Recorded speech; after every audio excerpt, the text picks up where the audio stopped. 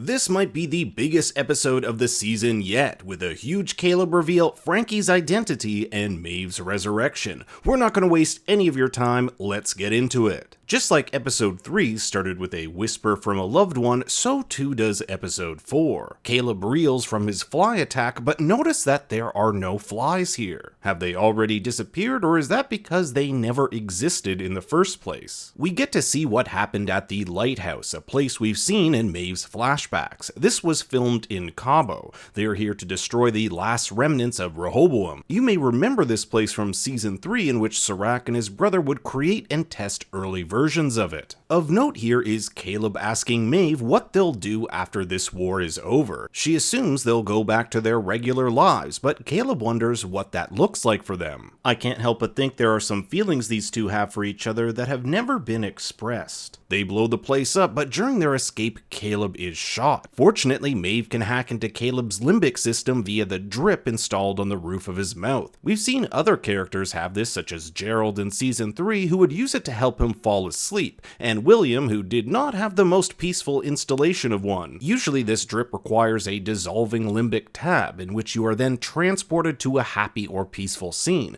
but it looks like Maeve's powers can hack this device, allowing her to transport him to a happy place, where he can feel what freedom is really like. For Maeve, this freedom is with her daughter in a tranquil field, and that tree looks an awful lot like the one we saw in the Sublime with Bernard. We don't know much about what happened between their escape from the lighthouse and Caleb's arrival at the hospital, nor if Maeve's power extends beyond gaining access to his limbic system. Can she upload his consciousness, for example, similar to how host data can be transmitted to these gray spheres? But before we get any answers, Caleb is awoken by Charlotte. He's had this weird sensor thing put over his head, which it appears Charlotte used to access his neural diagnostics. The parasitic flies have entered his body, making him a carrier, allowing Charlotte to use this acoustic device to control him. She's wanting humanity to pay for what it did to the hosts, and her plan involves using the park to turn humans into these carriers. Meanwhile, Maeve learns that William is now a host and that her friends, like Clementine, are gone. This likely means under his control, as we've already seen her do his bidding. Maeve runs back to the control room, where we get a glimpse of the tower, or perhaps some earlier, smaller version of it, which we'll later see looming over New York. William tells Maeve that she can't access his mind like she can other hosts.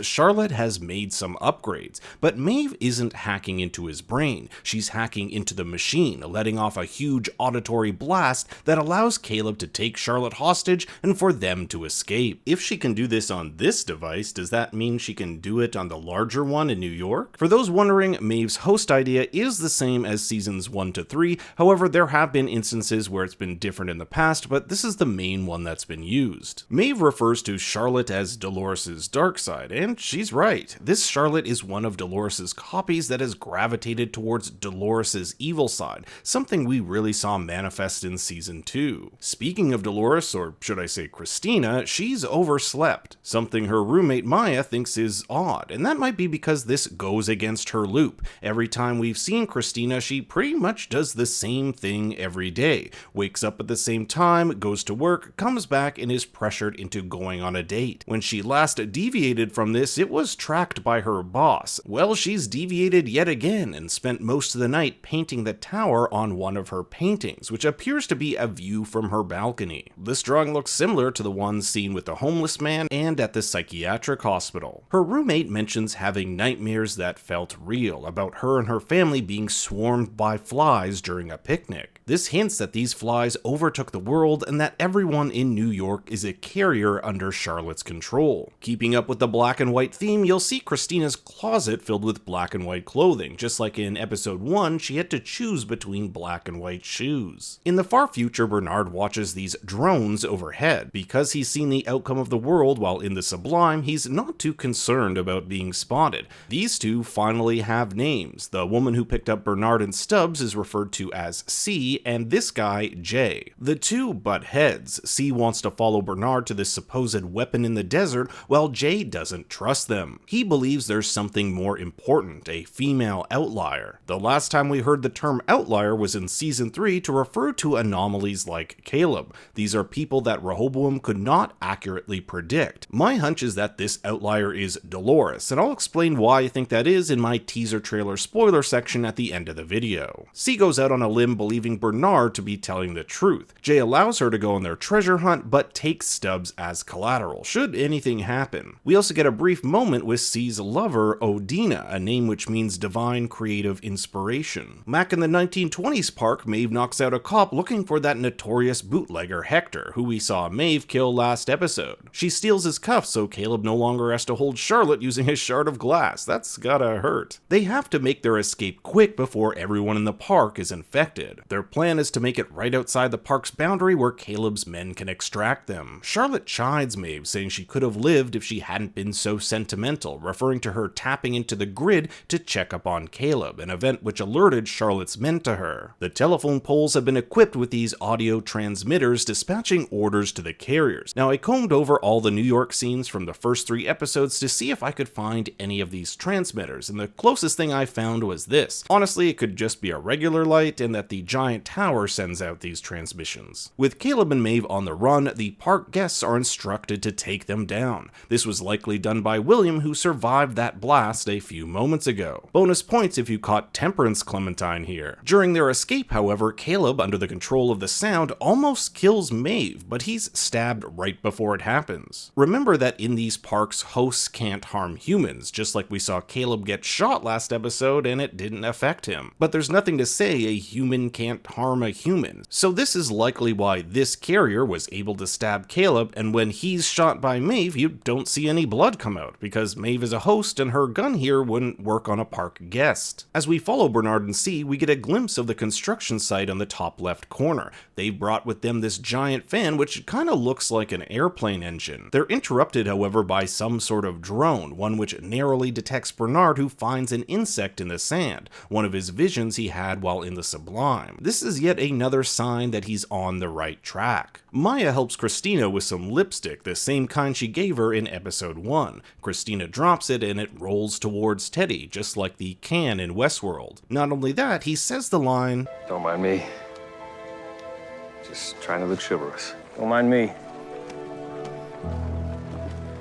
Just trying to look chivalrous." We saw Teddy at the end of episode 1. We can't be sure, but he may have been the one to save Christina from Peter and left her this drawing of the maze outside her apartment. Christina is Teddy's date, and she feels like she's known him lifetimes, and maybe I read into things too much, but her cocktail glass looks a little bit like the tower. It's even fashioned with a toothpick spire. Unfortunately, that's about it for Christina's storyline in this episode, and we're gonna have to wait a little bit longer to find out exactly why and how Teddy has arrived. Caleb's stab wound reminds him of Maeve leaving him when he was shot. He doesn't remember her being by his side for weeks, likely because he was unconscious and on death's door. She leaves him with his future wife Uwade, who fixes his IV, suggesting this is his nurse and this is how they met. This is the something real Maeve wants for Caleb. We also see that Caleb has that facial scar here. The writers wouldn't have put this in unless it plays some sort of importance, like it being used as a distinguishing feature between multiple Calebs. Maeve, Caleb, and their prisoner Charlotte make their way to the Delos Park expansion site, the same location Bernard is in the future. Maeve fends off William while Caleb contacts his men for extraction. Remember that his phone was taken away in episode 2. Charlotte tries to control Caleb one last time, but Caleb overcomes it and shoots William. He manages to disobey her, but we never really find out how. He just says he has something that she doesn't. However, in the end, it doesn't really matter, as we find out that Caleb died 23 years ago and is one of 278 copies that Charlotte has created as part of a fidelity test. You may remember in season 2, 149 versions of James Delos Sr. were created in the hopes of making a human-host hybrid that would be indistinguishable from its human self, allowing him to essentially be immortal. This was never perfected and all copies of him were incinerated. So it looks like Charlotte has brought this idea back, using using Caleb as the test subject. Just why Charlotte is wanting to do this is unclear. If we're to believe her, Caleb's real body was shot and killed shortly after Maeve blows up the explosives around the construction site, taking William down with her. Unlike William, however, Maeve cannot be recreated into another copy. Caleb tells Charlotte he won't let Frankie grow up in a world controlled by her, and then the next shot is of C. C is Frankie, Caleb's daughter 23 years in the future. This is why the episode is called Generation Loss, a double entendre referring to generations lost and how certain technology loses its quality after being copied over and over again. Maybe C's name is a nod to the first letter in Caleb's name. Bernard digs up Maeve. This is the weapon he's been talking about. Is she the weapon because she can control different types of technology, or did her connection with Caleb those years ago allow her some kind of access into Charlotte's network, allowing it to be taken down? After Caleb's revelation, he awakens in New York across from Charlotte. We'll later see him run out of the Olympiad building, the same place Christina works, but any attempt at escaping is fruitless. Everyone here is under Charlotte's control, as we'll see her stop everyone just like humans could to hosts in Westworld. Hale has won, and the world has become hers. Now it seems the only one who can stop her is Bernard, but for that, we'll have to wait for more episodes. Now here is your warning for teaser and trailer spoilers, where we'll look at some of the shots we haven't yet seen and what may happen going forward. Stubbs appears to be in New York. We last saw him being taken by Jay as collateral in their search for this outlier, suggesting that this outlier may be based somewhere in the city. Hence why I think it could be Christina/Dolores. William is also here, probably another copy made by Charlotte after the explosion at the construction site. Here we have Charlotte teaching carriers how to dance in New York, just like Delos trained the hosts in Westworld. I wonder if this is a flashback or not. Clementine is still around, but it looks like this woman won't be for long. This can't be good if Clementine is still under William's control. Bernard and C investigate the underground of what is likely the abandoned 1920s park. We also saw how it was abandoned in his simulation. Charlotte brings William to her overwatch in the tower. There's a map in the center, just like Westworld had a map in the mesa. Here's Christina or Dolores, we don't quite know, under some water. No real clue as to what this is. Caleb's in the same getup we saw him in at the end of episode 4. We'll see him try to escape from a drone host. William shoots an unknown character. Maybe this is Lawrence. After all, he has been tracking down other park hosts like Clementine and Maeve. A drone host inserts a pearl into this weird machine. Could this be one of the pearls that was smuggled out of Westworld at the end of season 2? You can see someone blurred in the background here. It's a little too difficult to make out. We'll see this machine in another shot in the background, as well as the season to come trailer. It looks like there's a device which is put around someone's head. In this shot, it looks as though someone is controlling them via a touchpad. I wonder if this is any way related to the device Caleb had on his head at the beginning of episode 4. Caleb has found himself in a very hot situation. Maybe this is part of his escape from captivity. Stubbs fights someone in a futuristic grocery store where we'll later see Clementine. I wonder if these two will fight. Frankie and a drone host in what may be New York. We also get a confrontation between Maeve and Charlotte, and Maeve does not look to be too happy holding that knife. So that's pretty much it for this week of Westworld. I hope you enjoyed the video, and be sure to leave your thoughts and theories in the comments below. Thanks for watching, everyone, and until next time, remember... See you in the next life, son.